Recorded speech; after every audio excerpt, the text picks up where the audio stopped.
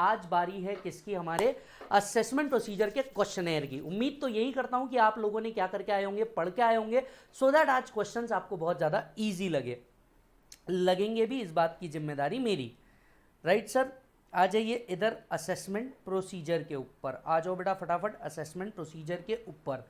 Right, questionnaire निकालो। Questionnaire का 3rd number का टॉपिक होगा असेसमेंट प्रोसीजर। असेसमेंट प्रोसीजर के क्वेश्चंस हम लोगों ने कवर करे हुए हैं, पास्ट एग्जामिनेशन क्वेश्चन कवर करे हैं, रिसेंटली जितने भी क्वेश्चन आए हैं इस टॉपिक के ऊपर, इन क्वेश्चन से रिलेटेड वो कवर करे हुए हैं। चलो मालिक स्टार्ट करें, आर यू रेडी? चलो, क्वेश्चन नंबर अगर 1 की बात करूं तो ये DRP से रिलेटेड है। यहां पे लिखिए refer this after transfer pricing. हमने जो DRP है, डिस्प्यूट रेजोल्यूशन पैनल, उसको कहां कवर किया हुआ है, ट्रांसफर प्राइसिंग में कवर किया हुआ है, और वहीं वो अच्छे से समझ में आएगा। इसके लिए क्वेश्चन नंबर 1 को यहां पे आप तभी रेफर करेंगे जब आपका एक बार ट्रांसफर प्राइसिंग हो गया। It's a mixed question of assessment procedure as well as transfer pricing. इसी के लिए पहले आपको TP पढ़ना होगा तो आपको ये क्वेश्चन जमेगा। इसको छोड़िए, आगे बढ़िए। क्वेश्चन नंबर 2 की अगर बात करें, again refer this after transfer pricing. Transfer pricing होने के बाद अगेन रेफर करें, a mix question of transfer pricing as well as assessment procedure. तो एक बार ये कंप्लीट हो जाता है, उसके बाद आप इससे रेफर करें, कोई प्रॉब्लम नहीं है। Read question number 3। Read question number 3। The assessing officer issued a notice under 142(1). 142(1) काय के लिए होता है? या तो रिटर्न भरेंगे या तो इंफॉर्मेशन चाहिए होगी। On assessee on 24th December 2020, calling upon him to file return of income for the assessment year 21-22. In response to the said notice, assessee furnished a return of loss and claimed the forward of business loss and unabsorbed depreciation. State whether the assessee would be entitled to carry forward the loss as claimed. जरा ध्यान से सुनिएगा। सबसे पहली बात, assessee ने return नहीं भरा, पर रिटर्न उसने कब भरा? In response to notice. लेकिन जब उसने ये return in response to notice भरा, इसने लॉस क्लेम किया और इस लॉस को कैरी फॉरवर्ड करने की इच्छा रखी। 2 लॉस थे जिसको वो कैरी फॉरवर्ड करना चाह रहा था, एक बिजनेस लॉस, दूसरा अनएब्सॉर्ब्ड डेप्रीसिएशन। क्वेश्चन किस एस्पेक्ट में लगता है आपको? लॉस रिटर्न के एस्पेक्ट में। 139(3) के बारे में बात चल रही है। लॉस रिटर्न, लॉस तभी कैरी फॉरवर्ड हो सकता है when return of loss is filed. कुछ पॉइंट्स याद रखिए, अगर रिटर्न फाइल किया है, ये रिटर्न 139(1) के टाइम लिमिट में फाइल किया है, तो हम क्या करते हैं? लॉस को कैरी फॉरवर्ड करते हैं। कौन से लॉस कैरी फॉरवर्ड होंगे? बिजनेस लॉस, हर तरह के लॉस आप कैरी फॉरवर्ड कर सकते हैं, provided that return is filed on time. अगर रिटर्न टाइम पे फाइल नहीं किया तो लॉस कैरी फॉरवर्ड हो सकता नहीं। हालांकि 2 लॉस कैरी फॉरवर्ड हो सकते हैं even if the return is not filed on time. एक हाउस प्रॉपर्टी, दूसरा unabsorbed depreciation. In case of unabsorbed depreciation, return अगर फाइल नहीं भी किया होगा तो भी लॉस कैरी फॉरवर्ड कर सकते हैं। यहां तक का प्रोविजन हम लोगों ने पढ़ा है, ठीक है। अब असेसी ने in response to notice, assessee ने इन रिस्पॉन्स टू नोटिस क्या किया है? रिटर्न फाइल किया है। This return is deemed to be return under 139। लेकिन 2 लॉसेस वो कैरी फॉरवर्ड करना चाहता है, एक बिजनेस लॉस, दूसरा अनएब्सॉर्ब्ड डेप्रीसिएशन। क्या मैं कह सकता हूं बिजनेस लॉस कैरी फॉरवर्ड कर पाएगा क्या? Answer is no. Why? Because return is not filed on time. Deeming अलग फिक्शन है, but return is not filed on time. दूसरा, अनएब्सॉर्ब्ड डेप्रीसिएशन कैरी फॉरवर्ड कर पाएगा? Answer is yes. तो सवाल आपसे इतना ही पूछा है, business loss, answer is no. Unabsorbed depreciation, answer is yes. क्या लिखेंगे आप? 139(3) का प्रोविजन लिखना होगा, बिजनेस लॉस के लिए नो कहना होगा, अनएब्सॉर्ब्ड डेप्रीसिएशन के लिए यस कहना होगा।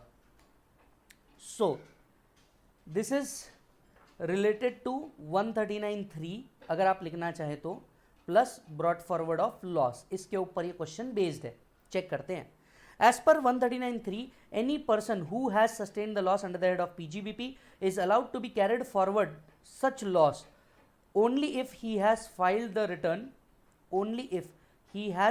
return, within time allowed under 139(1). Also, the provision of 80 specify that a loss which has not been determined as per the return shall not be allowed to be carried forward and set off. Section 72, 73 or 74, 74(a)(3). However, there is no such condition for carry forward of unabsorbed depreciation under section 32. In the given case, assessee has filed its return of loss in response to 142(1). As per the provision stated above, the return filed in response to 142(1) is a belated return and therefore the benefit of carry forward of business loss shall not be available. So, carry forward of business loss shall not be available. assessee however shall be entitled to carry forward the unabsorbed depreciation as per the provision of section 32 subsection 2. Was it a easy question? मुझे जल्दी से बताइएगा, was it an easy question? Yes.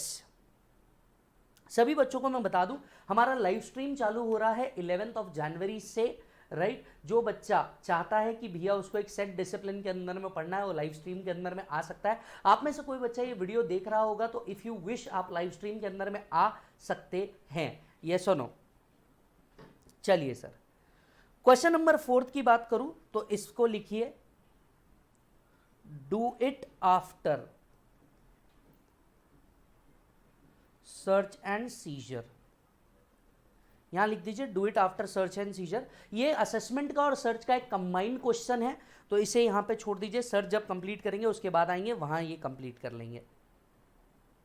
आते हैं question number 5 के ऊपर, teach well education. ये एक ऐसा प्रॉब्लम है जो आपके मॉड्यूल के अंदर में भी कवर्ड है। It has also been asked in the past examination question. Teach well education is a trust approved under section 1023C which runs various educational institutions. During the course of assessment under 143(3), assessing officer find that trust has carried out its activity in contravention of the section under which approved for exemption. तो चलिए, AO ने 143(3) scrutiny assessment किया और उसको पता चला that trust is not satisfying the condition. Trust is not satisfying the condition. Okay. Hence, the assessing officer want to pass an order without giving exemption under section 10. ये बात तो हमने 143(3) में भी पढ़ी थी। Whenever AO do the assessment of any kind of trust institution which are registered under section 10, he will do the assessment only after giving the exemption under section 10. However, he will not give the exemption under section 10 if he thinks that the conditions are not satisfied and he has intimated the same to the central government, and central government if withdrawn the approval, he can do the assessment without section 10. ये बात तो हमने भी पढ़ी थी। आगे देखते हैं। Hence, the AO want to pass an order without giving exemption under section 10, which the assessee objects. You are required to examine the following with respect to the provision of the Act: whether the AO can pass an order without giving the exemption under section 10. Generally, इसका answer होता है no. AO cannot pass an order without giving exemption under section 10. However, if he has intimated to the central government what are the defaults and withdrawal provision is provided by the central government, he may do so. Can the AO get additional time limit in completing this assessment? Yes, उसको additional time limit मिलेगा। जितना time यहाँ पे waste हुआ होगा central government को communicate करने में, सेंट्रल गवर्नमेंट से विड्रॉल आने में, इतना टाइम लिमिट एक्सक्लूड हो जाएगा ओवरऑल टाइम लिमिट से जो कंप्लीट करने का है असेसमेंट का। ओवरऑल टाइम लिमिट क्या है 143(3) का? 12 months from the end of relevant assessment year. उसमें ये जो पीरियड होता है ना गवर्नमेंट से अप्रूवल आने का, ये पीरियड काउंट नहीं होता। टाइम लिमिट में से क्या किया जाता है? एक्सक्लूड किया जाता है। सो चेक कीजिएगा, as per the first proviso to section 143, in case of institution approved under section 1023 which is required to furnish return of income under 139(4)(c), AO shall not pass an order of assessment without giving effect to the provision of section 10 unless he has the view that the activity are being carried out in contravention of the provision of this section, and पहली बात तो उसको लगना चाहिए हाँ भैया कोई contravention है, and he has intimated the central government prescribed authority which had earlier approved the concerned institution about the contravention, and पहला उसको लगना चाहिए, दूसरा उसने इंटीमेशन देना चाहिए, and approval granted has been resigned, जो अप्रूवल था वो रिसाइंड हो चुका होगा। Therefore, in the aforesaid case, AO can pass an assessment order without giving exemption under section 10 only if he has intimated the contravention made by the TECWEL to the central government and the approval is withdrawn. इस case में वो क्या कर सकता है? बिल्कुल कर सकता है, कोई प्रॉब्लम नहीं है। Further, as per explanation 1 to 153, in case of AO intimates the contravention to the government or prescribed authority for commencing the date of intimation by the AO, then such period shall be excluded for computing the period of limitation for completing the assessment. Further, in case of time limit available to the AO for passing an assessment is less than 60 days, the remaining period shall deem to have been extended by 60 days. अब ये क्या provision है? ये एक ऐसा provision है जो आप आगे आपको दिखेगा। मान लीजिए ये सब टाइम लिमिट एक्सक्लूड करने के बाद एओ को असेसमेंट करने का टाइम अगर 60 डेज से कम बचा है तो गवर्नमेंट कहता है further 60 days will be extended कि वो कंप्लीट कर सके असेसमेंट को। ये एक एडिशनल टाइम लिमिट का पावर है जो एओ के हाथ में दिया है कि ये टाइम लिमिट सारी चीजें हटाने के बाद भी अगर उसके पास 60 दिन से कम पड़ रहे हैं तो वो टाइम 60 दिन दैट इज 2 महीने से क्या किया जाएगा, एक्सटेंड किया जाएगा। So it was a good question. Question number 6 के ऊपर आते हैं। The regular assessment of MNO Limited. Oh my God, it is again a module question as well as past examination question. The regular assessment of MNO Limited for the assessment year 1920 was completed on 13th March 2021. There was an audit objection by the revenue audit team. Audit objection by the revenue audit team that interest on loan should be disallowed partly as there was diversion of borrowed fund to the sister concerned without charge of interest. तो sir हुआ ये कि एक assessment हुआ, उस assessment के अंदर में एओ को पता चलता है कि भैया कोई रेवेन्यू ऑडिट ऑब्जेक्शन है। ठीक है sir, based on the above fact state with reason whether the AO can issue a notice under 148 on the basis of audit objection of the revenue audit team. भाई साहब आपको कुछ याद दिला दूं मैं। सबसे पहले क्या याद दिलाऊं मैं आपको, आईसीआईसीआई का केस लॉ था यहां पे कि audit objection is not a reason to believe for opening 148। क्या तुम्हें याद है रीजन टू बिलीव 3 हो सकते हैं, letter on high court supreme court judgement, retrospective amendment in law और any proof. Audit objection is not a proof to open 148। So पहले सवाल का जवाब क्या आ जाएगा, दैट 148 का हमें रेफरेंस देना पड़ेगा, 147 का रेफरेंस देना पड़ेगा और कहना पड़ेगा audit objection is not a reason to believe. अगर केस लॉ का नाम याद आता है तो केस लॉ का नाम आप लिख सकते हैं, बट अगर केस लॉ का नाम याद नहीं आता है तो लिख दीजिए as per the very famous judgement, as per one of the judgement. दोनों में से कोई भी बात आप लिख सकते हो, as per the very famous judgement, as per one of the judgement. जो वर्ड आपको सही लगता है ये वर्ड आप लिख सकते हो। देखिए इतने सारे सेक्शन है और इतने सारे केस लॉज है, बिल्कुल ऐसी एक्टिविटी मत कीजिए जो आपका टाइम वेस्ट करेगी। ठीक है, दूसरा question, if the action of one is not permitted, लो वैसे ही जवाब आ गया। What is the option open to the revenue department to deal with the audit objection. देखिए कई बार अगर डिपार्टमेंट को ऐसा लगता है कि ऑडिट ऑब्जेक्शन से 147 ओपन नहीं हो सकता तो 147 का एक सीधा सीधा तोड़ मैं आपको बताऊं, प्रैक्टिकल लाइफ का भी यही तोड़ है। 263 रिविजन बाय डिपार्टमेंट। अगर कभी भी डिपार्टमेंट के पास 147 का ऑप्शन ना रहे तो प्रैक्टिकल लाइफ में भी उनके पास एक ऑप्शन होता है, वो अपने हायर अथॉरिटी के पास जाते हैं, that is commissioner of income tax के पास जाते हैं और उनको बोलते हैं रिवीजन ओपन करो। रिवीजन आखिर क्या पावर होता है, खैर ये चैप्टर अभी हम पढ़ेंगे ही। रिवीजन के तहत कमिश्नर अगर एओ ने कोई ऑर्डर पास किया है और ये ऑर्डर उसे एरोनियस लग रहा है तो वो क्या कर सकता है, रिवाइज कर सकता है। क्या कर सकता है, जल्दी बोलो, रिवाइज कर सकता है। तो ये एक बेनिफिट है। आइए, as per section 147 state that if AO has a reason to believe that any income chargeable to tax has escaped assessment for any assessment year, he may assess or reassess such income and also any other income chargeable to tax which has escaped assessment. The AO should therefore have a reason to believe, AO should have a reason to believe that income has escaped assessment. The belief should be of that of AO and not of a revenue audit team. Further, Income Tax Act do not confer jurisdiction to the AO to change his opinion on the interpretation of a particular provision earlier adopted by him. If the issue has already been considered earlier during the scrutiny assessment and AO had come to a conclusion that no disallowance of interest paid by assessee is required, even though loan has been given to sister concern without any interest, the same issue cannot be the basis for reassessment. As per Supreme Court versus ICICI Security Primary Dealership, reopening of assessment by AO on the ground of change in opinion is not valid. Therefore, the AO cannot issue notice 148 solely on the basis of audit objection of the revenue audit team. Audit objection of the revenue audit team. If the AO has acted only under the compulsion of audit party and not independently, the action would be invalid. The option open to the revenue initiation proceeding under section 263 by jurisdictional commissioner. He has the power to call and examine the records if he is of the opinion that the order passed by AO is erroneous insofar as prejudicial to the interest of revenue. However, where conclusion has considered where the AO has considered the issue in original assessment and came to conclusion that no disallowance is called for, commissioner cannot initiate revisionary proceeding merely because he hold a different view. Only where the view is taken by AO is unsustainable in law, commissioner will justify initiating the revisionary proceedings. Merely objection and possibility of different view are not sufficient to conclude that order of AO is erroneous or prejudicial to the interest of revenue. Done sir, इसको एक बार check कीजिए.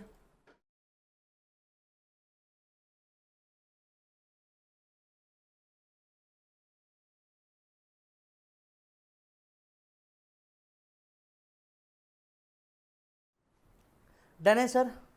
आगे आइए, question number 7 के ऊपर चलते हैं. Shashank received a notice under 148 from the assessing officer for the assessment year 17-18 on the ground that depreciation on certain asset was allowed in excess. ठीक है, तो एओ ने 148 का नोटिस भेजा शशांक को, ये कहते हुए कि भैया तुम्हारा जो डेप्रिसिएशन है ये तुमने एक्सेस में क्लेम किया है. The AO recorded the reason for reopening. The original assessment was completed on 143(3). ठीक है सर, मतलब इसके पहले असेसमेंट हो चुकी है. In course of reassessment proceeding the AO has disallowed certain sum under 14A in respect of expenses purported to be in relation of dividend from companies and tax free interest. ठीक है, तो एओ ने कुछ disallowed किया है certain सम 14A के अंदर में.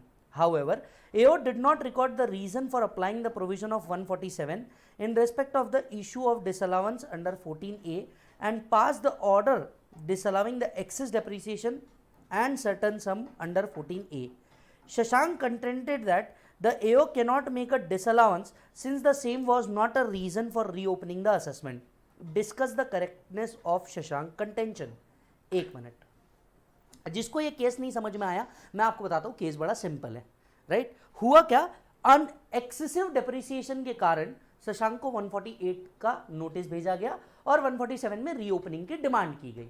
बराबर है. फिर जैसे ही असेसमेंट ओपन हुआ, एओ ने क्या किया, कुछ और एक्सपेंसेस को क्या कर दिया, डिसअलाउ कर दिया, जिसका मेंशन 148 के अंदर में नहीं था. अब सवाल ये उठता है कि क्या कोई चीज 148 के अंदर में मेंशन नहीं है पर 147 के अंदर में उसका एडजस्टमेंट किया जा सकता है क्या? हमने कल ही इसका जवाब देख लिया था और आंसर आया था यस, ये कर सकते हैं, क्योंकि एक्सप्लेनेशन 3 सेक्शन 147 कह रहा था एओ कैन ऑल्सो असेस और reassess such income which comes to his notice during the course of proceeding even though it is not mention under 148. भले ही वो 148 में मेंशन नहीं भी है तो भी एओ असेसमेंट करते वक्त ये काम कर सकता है. क्या जवाब आना चाहिए? Answer is yes. ये यस होगा. क्या लिखना होगा? एक्सप्लेनेशन 3 to 147 इसका आंसर है straight away. Done Prabhu, check कीजिएगा.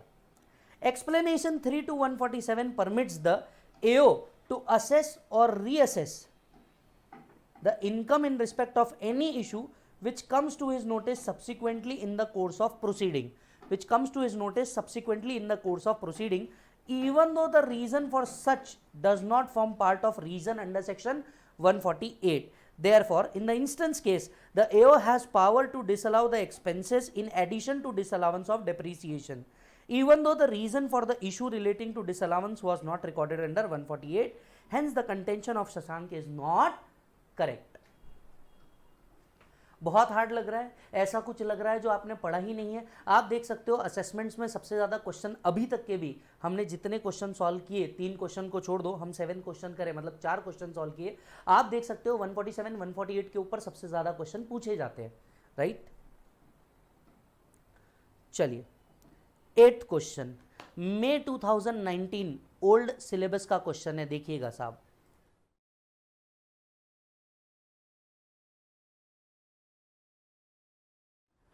मई 2019, मतलब आप देख सकते हैं क्वेश्चनर कितना अपडेटेड है, इसको रखा है उतना updated, don't worry. For the assessment year 2021 mister John was directed to carry out special audit under section 142(2)A. भाई साहब किसकी बात कर रहे हैं भाई साहब? भाई साहब वो बात कर रहे हैं 142(2)A की दोस्त. ठीक है, without giving an opportunity of being heard. ओ हो, ये क्या कर दिया, without giving an opportunity of being heard. एक जवाब तो आपको यही समझ में आ गया कि स्पेशल ऑडिट का जो ऑर्डर है ये वैलिड होगा या इनवैलिड होगा. ऑब्वियसली इनवैलिड होगा. Can the AO contend that, can the assessee contend that since reasonable opportunity of being heard is not provided to him by the AO, such notice requiring the special audit is not valid? जी हाँ, बिल्कुल ये कर सकता है. कल ही हमने 142(2)A के अंदर में देखा था, before giving any such order opportunity of being heard must be there. अगर आपने अपॉर्चुनिटी नहीं दी है तो ये ऑर्डर वैलिड नहीं है, ये ऑर्डर वैलिड नहीं है. So answer 1, as per 142(2)A, as per 142(2)A, the assessing officer shall not direct the assessee to get his account audited unless the assessee has been given reasonable opportunity of being heard, and therefore assessing accordingly the contention of assessee that notice requiring special audit is not valid since reasonable opportunity of being heard has not been provided to him by the assessing officer is correct. So therefore contention of assessee that opportunity is not been provided by the AO is correct. Question number 2, if the assessee decide to get his account audited, what will be the due date by which he has to submit the audit report including the extended time if any allowed to him? बताइए, अगर special audit का order आया है, अगर special audit का order आया भी है तो भी मैक्सिमम कब तक करना है? जनरली तो ऑर्डर में लिखा होता है, हालांकि एक्सटेंडेड टाइम पकड़ भी ले तो भी कितना हो सकता है? 180 डेज. कहां से? जहां से ऑर्डर आया था, that is 1/8/2022. Second, the maximum period including the extended period if any within which the assessee has to submit audit report is 180 days from 1/8/2022, being the date on which direction to carry out special audit is received by assessee. Accordingly, assessee has to submit audit report by 2023. ठीक है sir. Question number 3, if the assessee intentionally does not comply with the direction, how much penalty can be levied to him? मान लीजिए अगर assessee intentionally ये नहीं भी करता, तो इंटेंशनली अगर करता है कि भी मैं स्पेशल ऑडिट कराऊंगा ही नहीं, कितनी पेनल्टी लग सकती है? याद करें 272A, एओ के ऑर्डर को न मानने की पेनल्टी कितनी है? 10,000 रुपीज. वो यहां पे लिखना होगा. A penalty of 10,000 under 272A for failure to comply with the direction issued will be levied. ठीक है sir. Fourth, for failure to get account audited under 142(2)A, can prosecution be launched against the assessee? If yes, what will be the quantum of punishment for such default? ये तो prosecution का part है जो हमारे को एक chapter में पढ़ना है. आंसर इसका यहीं देख लेते हैं. If the assessee willfully fails to comply with the direction of 142(2)A, he shall be punishable with rigorous imprisonment which may be extend to 1 year and fine under section 276D. ये तो खैर penalty का mix topic है. Can assessee approach settlement commission for grant of immunity from penalty and prosecution against him? If yes, discuss the power of settlement commission. अब ये question settlement commission के साथ वाला क्वेश्चन है, जरा समझते हैं क्या है. पहले क्वेश्चन को रीड करो वापस.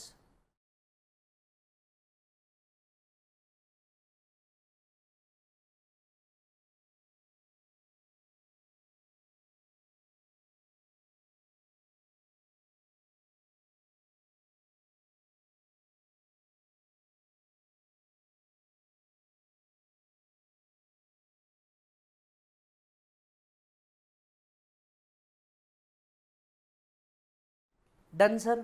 सेटलमेंट कमीशन क्या है बता देता हूं. अभी आप लोग के लिए प्रीमेच्योर क्वेश्चन है क्योंकि मैं ये अज्यूम कर रहा हूं आप पहली बार पढ़ रहे हैं. ठीक है. सेटलमेंट कमीशन एक बॉडी बनाई गई है जो क्या करती है? इम्यूनिटी देती है पेनल्टी और प्रोसिक्यूशन से. Point to be noted, settlement commission कहीं पे भी आपका टैक्स कम नहीं कर रही है. जो आपके ऊपर पेनल्टी और प्रोसिक्यूशन इफ एनी डिपार्टमेंट लगाएगा, इसकी माफी आपको मिल सकती है सेटलमेंट कमीशन से. अब दूसरा सवाल पूछ रहा है वो, can assessee approach settlement commission for grant of immunity? Immunity मतलब क्या आपको राहत दी जा सकती है? किससे? पेनल्टी और प्रोसिक्यूशन से. मान लीजिए 142(2)A का प्रॉपर कंप्लायंस नहीं हुआ, आप पे पेनल्टी और प्रोसिक्यूशन लग गई, क्या आप सेटलमेंट कमीशन के पास जा सकते हो? आंसर आएगा यस. सेटलमेंट कमीशन के पास आप कभी भी जा सकते हो पेनल्टी और प्रोसिक्यूशन के लिए. One such power is to grant penalty and prosecution immunity is special audit also. तो इसका जवाब आएगा यस. अभी हम सेटलमेंट कमीशन में जाएंगे तो भी देख लेंगे.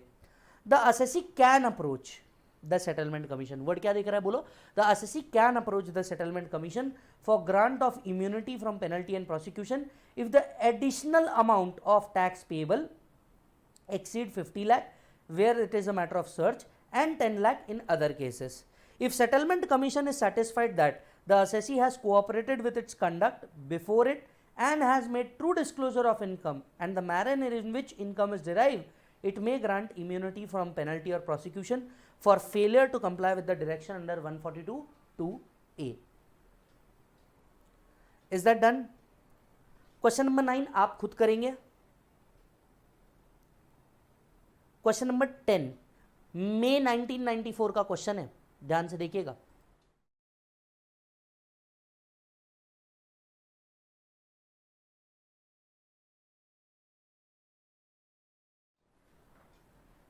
X file a return disclosing his income 7 lakh rupees. The full tax payable on the declared income is covered by the tax deducted at source, advance tax and self assessment tax. ठीक है भाई, तो assessee ने return file किया, अपनी income disclose करके 7 लाख रुपए, उसके साथ साथ फुल टैक्स जो था वो एडवांस टैक्स, टीडीएस और सेल्फ असेसमेंट में पे कर दिया. The AO through oversight does not pass any order thereon and assessment becomes barred by the limitation. Assessee claims that since no assessment has been made on him, the entire tax paid by him is refundable. कैसे नादान लोग आ जाते हैं, जरा देखिए.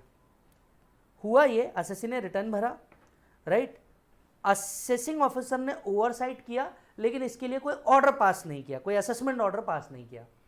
Assessee बोलता है कि सिंस मेरे ऊपर कोई असेसमेंट हुआ ही नहीं, तो मैंने जितना टैक्स पे किया है ये मुझे रिफंडेबल हो जाएगा. बताइए भला ऐसा कभी होता है? Answer is no.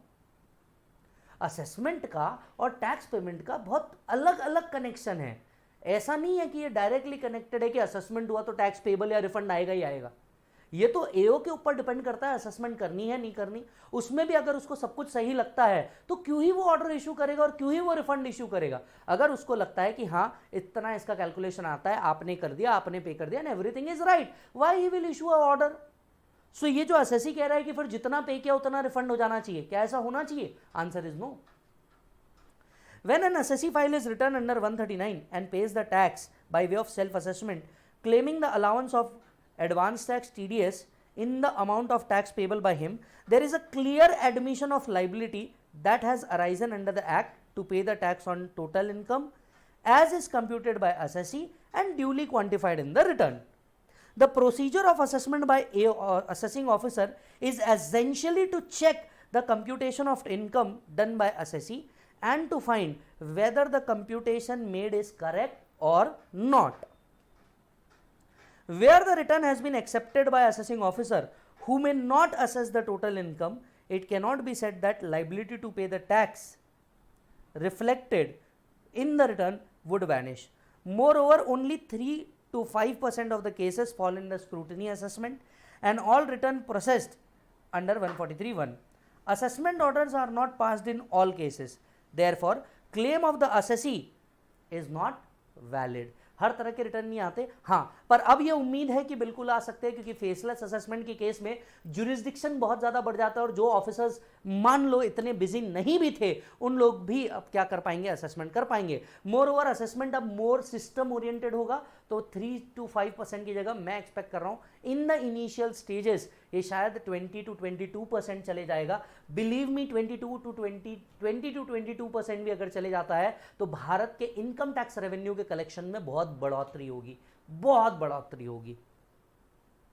चलिए सर, 11th क्वेश्चन आप करें.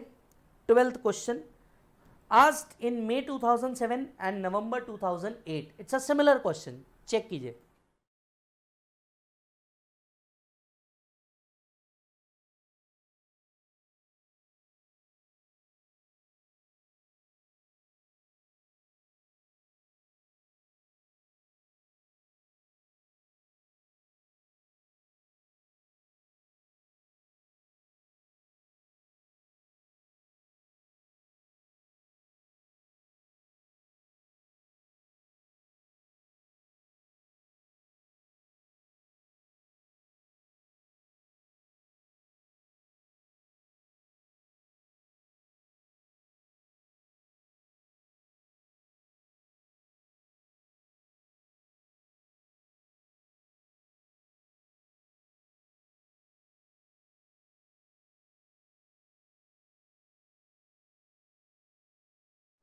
भाई साहब क्वेश्चन आप लोगों ने डेफिनेटली रीड कर लिया होगा. R is an individual filed his return for the assessment year 18-19 on 31st July 2018. He later on discovered that he has not claimed deduction under 80C in the said return. He claimed the said deduction through a letter addressed to AO. हाँ जी साहब, SSC ने क्या किया? SSC ने कोई deduction particularly claim नहीं किया. बाद में उसको ध्यान में आया, ओ माय गॉड, मुझे तो डिडक्शन क्लेम करना चाहिए था, मैंने तो डिडक्शन क्लेम ही नहीं किया. उसने एक लेटर लिखा कि साहब प्लीज प्लीज मुझे डिडक्शन दे दीजिए. अब मुझे आप मेरे भाई बताओ क्या डिडक्शन मिलना चाहिए क्या लेटर के थ्रू? याद होगा तो एक केस लॉ पढ़ा था गॉड्स इंडिया का कि भैया अगर करना भी है कोई चेंज तो रिवाइज रिटर्न फॉलो करना होगा. लेटर या स्टेटमेंट के थ्रू कभी भी हम लोग कोई डिडक्शन दे पाएंगे नहीं. तो ये लीजिए साहब, हो गया फिर तो काम खत्म. In case of God's India versus Commissioner of Income Tax, Supreme Court judgment held that claim can be made before AO in the assessment proceeding only through a revised return and not through a letter. Therefore, if the deduction has not claimed in the return and assessee want to claim the said deduction in the assessment proceeding, then he can do so only by filing a revised return. The assessing officer cannot entertain such claim made by assessee through a letter. In the present question, in the view of above, AO was justified in his action. Done sir. May 1995 का question. Read it.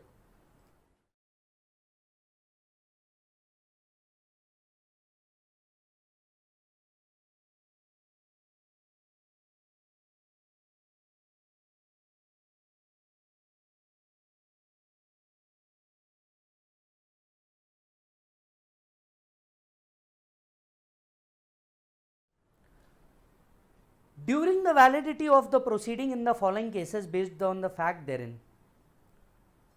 an assessee filed a return of income in the status of HUF, but AO makes the assessment in the status of individual. Discuss the validity of such assessment.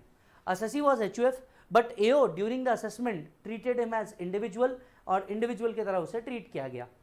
बताइए validity क्या होगी इस assessment की? आपके मन में पहला जवाब आएगा कि इस असेसमेंट की कोई वैलिडिटी नहीं है क्योंकि वो था HUF and he has been treated as individual, not valid. सवाल ये नहीं है. सवाल आपको बहुत सिंपल पूछा है. इंडिविजुअल वो एचयूएफ था और उसको इंडिविजुअल बोल करके ट्रीट कर दिया. कहीं ये मेंशन नहीं किया कि उसको अपॉर्चुनिटी ऑफ बीइंग हर्ड दी है या नहीं दी है. सवाल एक, हाँ अगर उसे अपॉर्चुनिटी दी थी और उसके जवाब में वो सेटिस्फाइड नहीं था तब तो ये वैलिड है, पर अगर उसे opportunity of being heard he नहीं दिया गया तब तो ये बिल्कुल गलत है और फिर ये असेसमेंट वैलिड असेसमेंट नहीं होने वाला. And assessments need not necessarily be made solely on the basis of admission of status made by assessee. A proper order of assessment should be made on the basis of all facts, circumstances and on correct application of relevant provision of law. There is no provision in Income Tax Act or rules providing that where the AO proposes to make the assessment in different status from one which in return was filed, a fresh notice should be issued. Where the AO on the basis of material on record is satisfied that assessment should be made in a different status from then disclosed in the return, such assessment cannot be made without giving an appropriate opportunity of being heard. Therefore, in the present case, assessment in the changed status shall be valid if the AO has an opportunity to the assessee to show as to why this status should not be changed. Next, compare and contrast the power of AO under 142(1) and 143(2). जबरदस्त question है, जबरदस्त question है इसका part B. 142(1) और 143(2) के बीच में difference बताओ. 142(1) से हम रिटर्न भरवाते हैं, इंफॉर्मेशन लेते हैं, जबकि 143(2) में हम आपको स्पेसिफिक डे पे कहीं पे बुलाते हैं. 142(1) के लिए कोई टाइम लिमिट नहीं है, पर 143(2) के लिए टाइम लिमिट है 6 month from the end of financial year in which return is filed. याद आ रहा है आपको? 142(1) में हम कितने साल की इंफॉर्मेशन मंगा सकते हैं? 3 years preceding the previous year. 143(2) में ऐसा कुछ भी नहीं है. असेसमेंट करते वक्त हम कोई भी इंफॉर्मेशन मंगा सकते हैं, कितने भी साल की मंगा सकते हैं. तो ये थे 3 प्राइमरी जो डिफरेंस अराइज होंगे. 142(1), 143(2). 142(1) for filing a return of income or to produce various other information such as books of account for making scrutiny assessment. No time limit, there is a time limit 6 months. Number of years कितने साल की मंगा सकते हो? 3।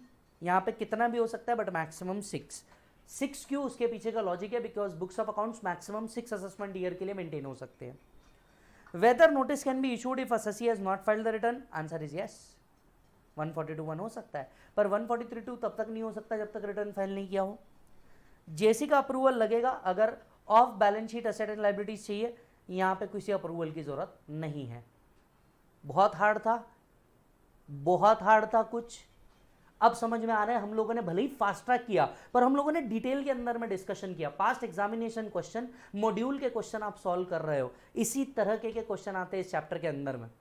Might भी अब आपको easy भी लग रहा होगा असेसमेंट प्रोसीजर। उसका सबसे बड़ा रीजन पता है क्या है? अब तक आप असेसमेंट को कोई लिंक करके नहीं पढ़ते थे कि किसके बाद क्या पढ़ना है, ना ही आपके दिमाग में एक पिक्चर था कि पूरा असेसमेंट वर्क कैसे करता है। आज आपके दिमाग में एक पिक्चर है पूरा असेसमेंट वर्क कैसे करता है, तो आप सोल्यूशन बहुत जल्दी निकाल पा रहे हो इसी वजह से।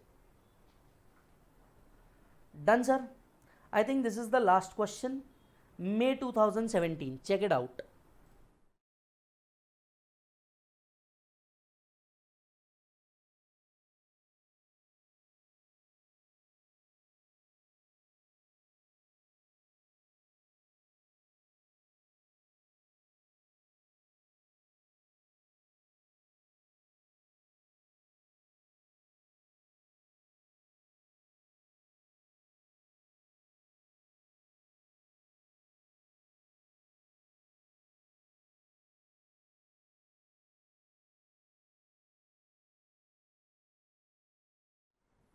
डन सर, आइए।